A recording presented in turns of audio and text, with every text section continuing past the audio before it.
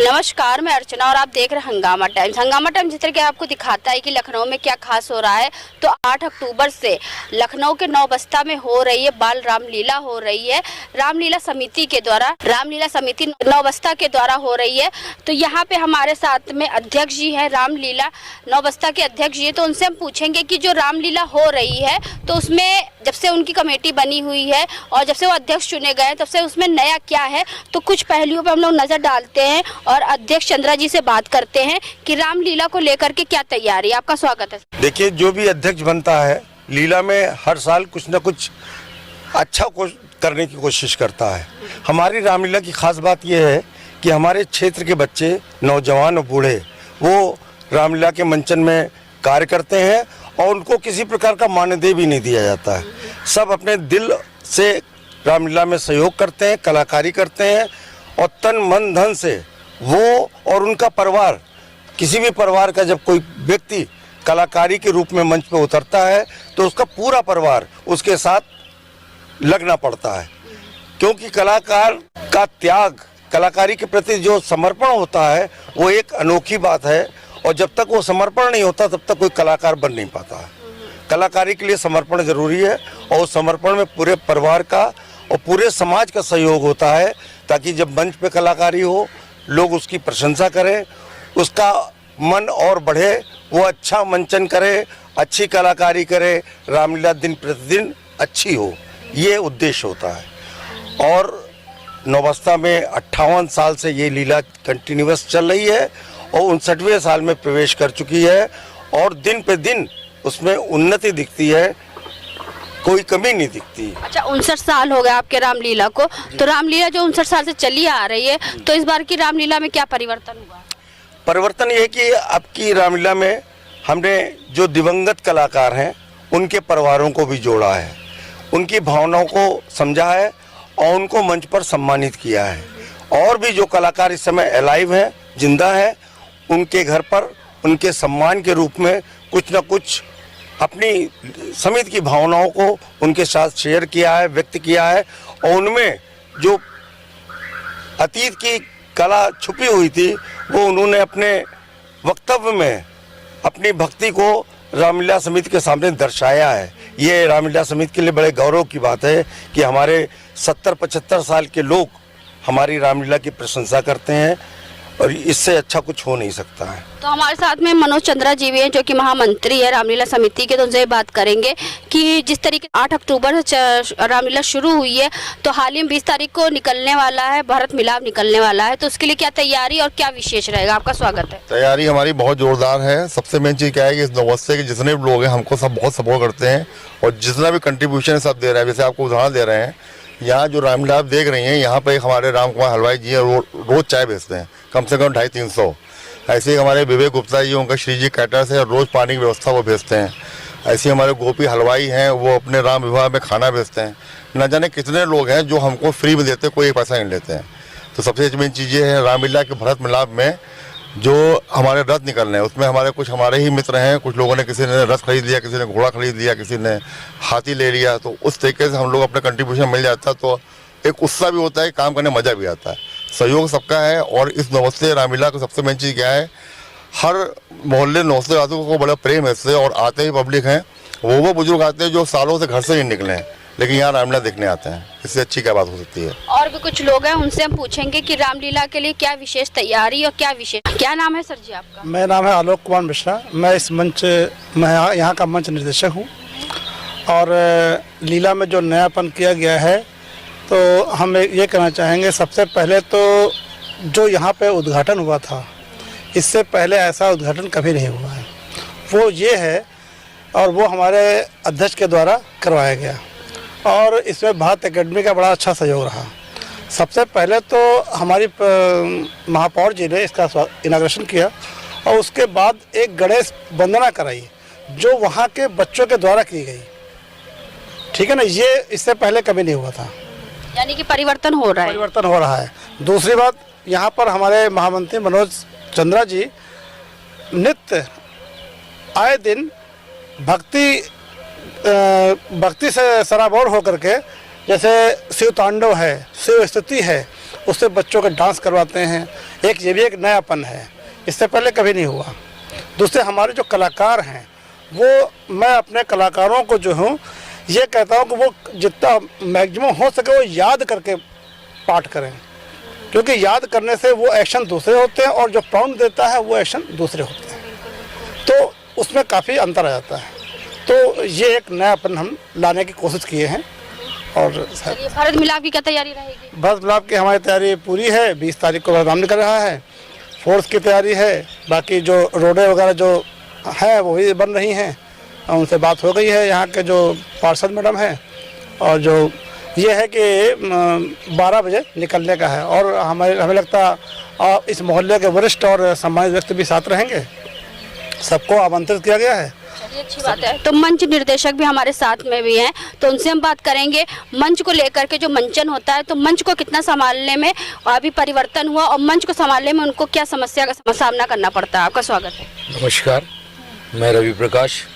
तो मंच को संभालने की बहुत बड़ी जिम्मेदारी आपको मिली है। बिल्कुल सत्य है। तो मंच का मंचन किस तरीके से करते और किन किन समस्याओं का सामना आपको करना पड़ता है? समस्याएं तो भगवान की कृपा से कोई नहीं होती हैं। अच्छी बात, जब भगवान का काम है तो जहाँ श्री राम का नाम लेंगे वहीं पे सबसे समस्या का समाधान अपने आप हो जाता है। बिल्कुल, सबसे बड़ा जो पॉइंट है, हमारे निदेशक महोदय ने कहा कि कलाकार को पूरा रोल याद होना चाहिए।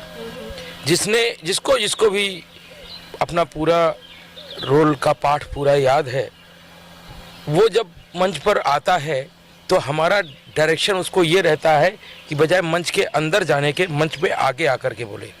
जब आगे आकर के बोलता है तो पब्लिक को ये लगता है कि इसको प्राउंटिंग नहीं मिल रही।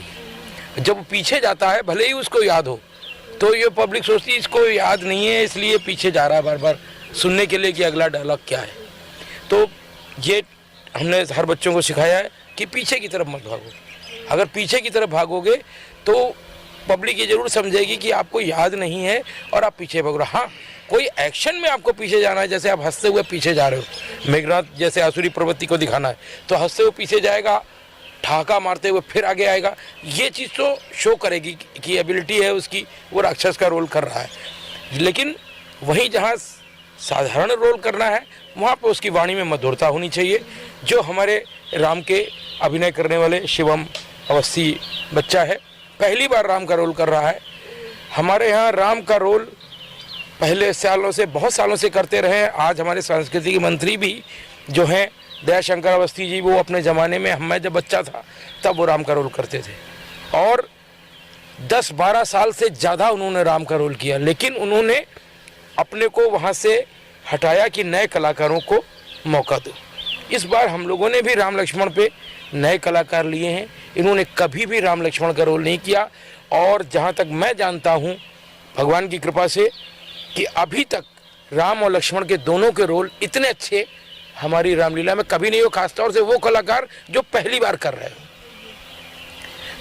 जो चीज आपने सही कहा कि जो नए लोगों को जब हम मौका देंगे तो अपने हुनर को वह अच्छी तरीके से तराश सकेंगे। और ये आपने कहा क्योंकि पब्लिक जितनी स्मार्टफोन चला के स्मार्ट हो गई है तो उनको सब पता चल जाता है। बिल्कुल सही है। और खासतौर से इस साल हमारा लक्ष्मण जो है, वो जो बच्चा अभिनय कर रहा है, लक्ष्मण के अभिनय में केवल क्रोध तो होना चाहिए, लेकिन क्रोध के साथ में कहीं कहीं व्यंग की मुद्रा भी होनी चाहिए। जैसे जब परशुराम लक्ष्मण जी आते हैं, परशुराम जी लक्ष्मण जी से जब बोलते हैं तो लक्ष्मण जी उनको चिढ़ाते हुए ही बोलते हैं। क्यों? क्योंकि वो समय बच्चे हैं। वो कहते भी महाराज हम बच्चे हैं, बच्चे ही बचपन करते हैं, पर तुम्हें नहीं शोभा देता जो बच्चों के मुंह लगते हैं। वहीं जब मेघनाथ से आता है तो मेघनाथ उनको ये समझ आता है कि जो मैना है वो तू ही तू, मैना मैना कहती है पिंजरे में जन बिताती करना। ये नहीं, मैना जो मैना कहती है वो सबके मन को भाती है। तो ये डायलॉग अगर आप गरज करके बोलिएगा तो मज़ा नहीं आएगा। जब तक प्यार से नहीं बोलेगा, मैना जो मैना कहती है वो सबके मन को भाती है, बकरी मैं करती है पर गले छुरी फैलवाती है। बहुत अच्छा, बहुत खूब। तो सुभाष चंद्रा जी से हम पूछेंगे जो जिन्होंने पहले अपना योगदान दिया और जो अभी इस समय हमारे बीच में नहीं है, उनको क्या स्थान दिया गया है? देखिए, जो कलाकार हमारे बीच में नहीं है वो पूरा परिवार हमारे लिए सम्मानित है। हम सारे परिवार को अच्छे मनोभाव से देखते हैं, उनकी इज्जत करते हैं, उनको सम्मान देते हैं, ताकि सम्मान के लिए हमने देखा आपने उनका बाहर चित्र भी लगाया हुआ है, तो थोड़ा हम लोग बाहर भी चलेंगे और उसके बारे में थोड़ा सा विस्तार से जानेंगे आपसे। आइए चलते बाहर चलते। और ये बैनर पोस्टर लगा हुआ है, देखिए ये हमारे राम प्रकाश सक्सेना जी हैं, इस रामलीला के संस्थापक, जो अभी करीब करीब 85 साल की उम्र में इनका देहावसान पिछले साल हुआ है 2020 में। जी जी।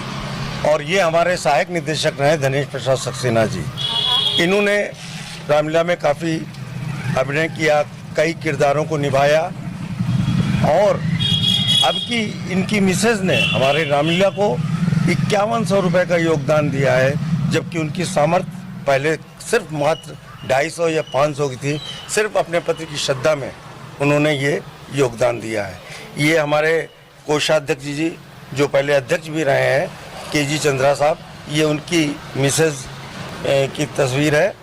रामलीला के पीछे घर में जो सहयोग अपने परिवार के प्रति जो कलाकारी में व्यस्त हैं, घर में रह कर के इन्होंने ज़बरदस्त रामलीला को सहयोग दिया। यानी कि आपके महामंत्री मनोज चंद्रा जी की माता जी, और ये सब हमारी सोसाइटी से जुड़े हुए लोग हैं। ये इनके पुत्र हैं प्रदीप कुमार सक्सेना जी, इनका भी देहावसान अभी समय पहले हुआ। रामलीला में आपने नया मंचन किया हुआ, नए एक परिवर्तन किया हुआ, जो आपने पुराने लोगों को जो नहीं है उनको याद करने के लिए आपने उनका बैनर पोस्टर लगाया हुआ है। और ये सब ये स्वर्गीय मालती देवी जी हैं। कई दशक तक इनके घर में रामलीला का सारा भंडार सामान का, और उसके अलावा जितने कलाकार थे इन्हीं के मकान में रिहर्सल करते थे, और ये बेचारी वहाँ बैठ करके उनको कभी चाय पिलाना, कभी नाश्ता कराना, बिल्कुल तन मन धन से लगी रहती थी। और इसी तरह ये उनके पुत्र आनंद कुमार सिन्हा जी, जिनके प्रांगण में कार्य करते समय इनके हार्ट अटैक हुआ और उसके बाद इनका देहावसान हो गया। ये बहुत दुख की बात है हमारे लिए, लेकिन ये लगन की बात है कि किस तरह लोग समर्पित हैं लीला के लिए, अपना जान देने के लिए तैयार है। तबीयत खराब होने के बावजूद ये प्रांगण में व्यक्ति अपना काम कर रहा था लीला का, और समाप्त हो गया। तो इस समय हम लोग नौबस्ता में हैं, जहाँ पे हम लोग आपको दिखा रहे हैं कि 59 साल से जो रामलीला हो रही थी और जो इस साल रामलीला हो रही तो उसमें क्या परिवर्तन हुआ है। आगे भी कुछ बैनर पोस्टर लगे हुए हैं जिसमें क्या क्या लोगों को स्थान दिए गए, वो भी हम आपको दिखाएंगे। जिस समय लीला की शुभारंभ की तिथि 8 अक्टूबर तय की गई, उसके पहले मौसम बारिश का ज़बरदस्त था। हमने शहर के गोमती नगर, इंदिरा नगर, जानकीपुरम, जगह जगह से लोगों से आर्थिक सहयोग लिया और उनको हमने लीला में आमंत्रित किया। लेकिन जब हमारा बारिश का मौसम इस तरह हुआ तो ये मन में विचार आया कि इनको हम प्रांगण में कहाँ ठहराएंगे। तो मैंने भारत अकेडमी स्कूल से प्रांगण मांगा। जब उन्होंने प्रांगण की स्वीकृत सहस दे दी तो उनके दिमाग में आया कि मेहमान हमारे प्रांगण में आएंगे तो हमारी भी कुछ ड्यूटी बनती है। तो उन्होंने प्रांगण को बहुत भव्य तरीके से सजाया, बहुत भव्य स्टेज बनवाया।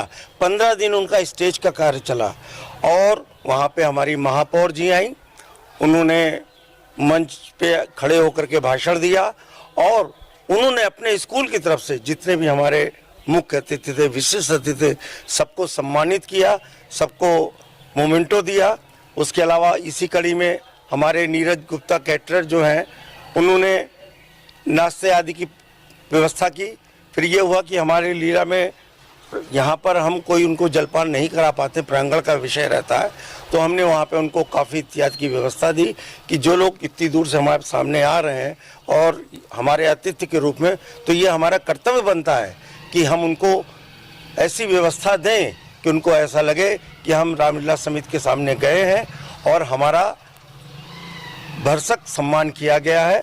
और उनकी आपका कहने का मतलब ये है कि रामलीला में जिन्होंने सहयोग किया उनकी व्यवस्था आपने इस व्यवस्था के रूप में की। जी जी। सर, आपका पूरा नाम क्या है और रामलीला नौबस्ता जो समिति के द्वारा पूरा 59 साल से रामलीला होती चली आ रही, तो उसके बारे में क्या कहेंगे? मेरा नाम विकास सक्सेना है और ये 59 वर्षों से रामलीला हो रही है। हमारे पूर्वजों लोगों ने जो है इस रामलीला कराई है। शुरुआत इसमें हमारे शशिकांत सक्सेना जी, उनके द्वारा ये शुभारंभ हुआ था और चिंतामणि जी हमारे इसमें, उनका भी बहुत बड़ा योगदान रहा है।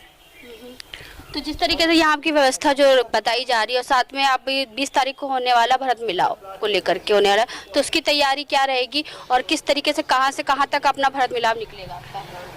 इस वर्ष हमारे अध्यक्ष श्री सुभाष चंद्र जी हैं और उन्होंने निर्णय लिया है कि रामलीला जो है और भरत मिलाप का दिन में निकाला जाएगा, जो अब के प्रथम बार ऐसा है।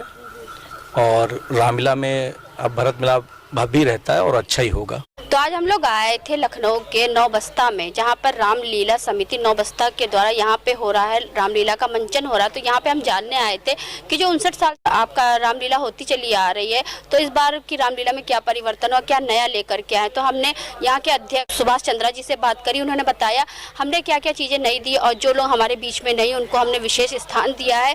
जब कोई भी आता है तो उनका स्वागत वो लोग करते हैं, और जिन लोगों ने हमारी रामलीला समिति में विशेष महत्व दिया और विशेष योगदान दिया है उनके लिए भी उन्होंने अलग से स्थान बनाया। तो हम आपको दिखा रहे हैं कि लखनऊ में क्या खास हो रहा है। तो 20 तारीख की तैयारी भी हमने दिखाई आपको कि किस तरीके से 20 तारीख की तैयारी है भरत मिलाप को लेकर के। भरत मिलाप जो निकलेगा वो सुबह में निकलेगा, दिन में निकलेगा, जिसका आनंद पूरे लखनऊ वाले उठाएंगे। तो इसी के साथ मैं अर्चना आपसे जा लेना चाहूँगी। धन्यवाद, बने रहिएगा हंगामा टाइम न्यूज़ चैनल के साथ। हम आपको दिखाते रहेंगे कि लखनऊ की रामलीला समिति नौबस्ता के द्वारा क्या क्या नया आ रहा है और क्या क्या परिवर्तन हो रहा है। धन्यवाद। हंगामा टाइम्स की तमाम खबरों को देखने के लिए हंगामा टाइम्स को सब्सक्राइब कर लीजिए और बेल आइकन दबा लीजिए। अगर आपको ये वीडियो अच्छा लगा हो तो लाइक बटन प्रेस कर अपनी प्रतिक्रिया हमारे कमेंट बॉक्स में देना मत